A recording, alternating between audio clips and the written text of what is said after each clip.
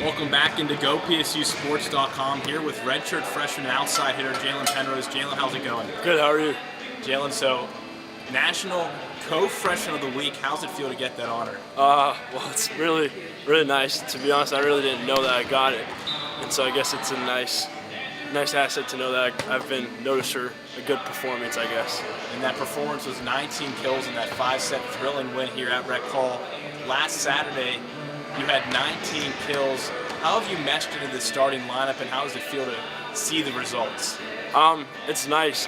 It's a really good feeling to know that I've been put in with the starters, and I've been practicing with the starters here and there. Coaches have, felt comfortable with me there, and I think the guys around me have felt comfortable with me there, and they've just been embracing me and vice versa. And so it's a really nice feeling to know that, whatever unit we put out there, we give it our best and we just go hard. And then upcoming this weekend, Friday and Saturday, you get back onto the conference schedule with NJIT and Princeton. How important is it to stay undefeated and keep things going, looking to extend that 6-match winning streak? Yeah, I mean, we prefer to be undefeated as much as possible. I'm sure any team wants that. It's really important to win these conference matches too, because it sets us up to have home advantage, one, and two, it puts us in a better position in the long run for when it comes time for playoffs. So yeah, that's about it. Great, thanks, Jalen. No problem.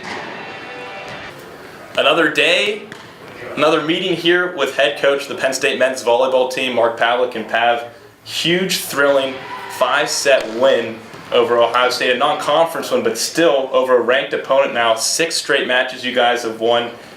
How did you guys get it done against the Buckeyes? It was a typical Penn State Buckeye matchup. Even when we were out there, we lost in 3, but they were deuce games. I think the third game was 25-22.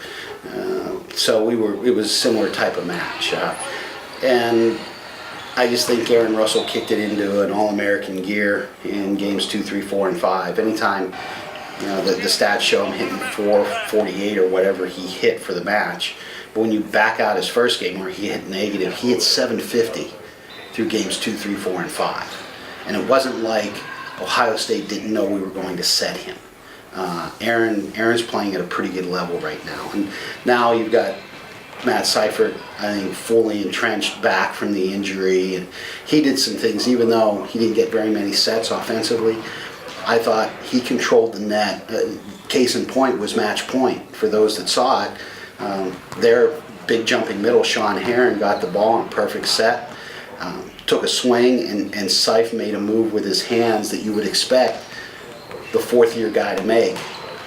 Slowed it down, we picked it up, gave it to Jalen, put it away. And it was that type of match that we were able to turn points when they weren't able to execute. And it really seems like all the pieces are coming together. You mentioned Matt Seifert back from injury, and then Jalen Penrose. How about his emergence? Career-high 19 kills for him, very athletic, bright future for this Penn State team. Yeah, I think Jalen in particular, he's just got to learn the speed of the game and what he has to do to allow his God-given athletic ability to shine at this level.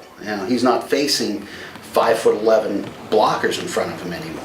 So he's got to learn how he can take his gifts and maximize them on the court against 6'7", 6'8", 6'9" guys that are just as athletic as he is. And he's figuring it out. He's got to go through this. The learning curve very rarely is constantly positive. He's going to hit some rough spots, and he's going to hit some rough spots maybe in the same rally. But he's also going to shine, and there are times, 19 kills is nothing to sneeze at in a 5-game match. And some other players that don't really see the limelight, but Taylor Hammond, 61 assists, a season high. He's been passing really well. Connor Curry with 12 digs against Ohio State, defensively keeping you guys balanced. And even Andrew Roberts there with his serving in that 4th set really got things going for you guys against the Buckeyes. It seems like everything's coming together, and how important is that for you guys down the stretch? Well, I think you and I talked about it earlier. Season is nothing more than just an evolution of improvement. And if you can get everybody improving at a good rate, it doesn't have to be a great rate, but a good rate, you're always going to be getting a little bit better. And I think when you get a little bit better, when you see Jalen doing some of the things that he's doing, Andrew says, yeah, we're okay. And when you get people like Taylor and Connor who've been there, done that, even improving their game. Right now, I think Connor's passing the best he's passed all of his career. the same could be said about Taylor's setting and decision making.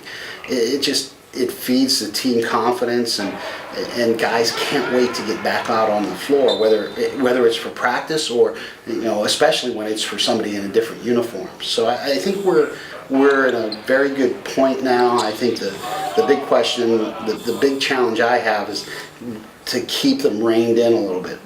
We still have a ways to go before the real important stuff starts, but the good thing is we have some important short-term matches coming up here that we got to be ready for.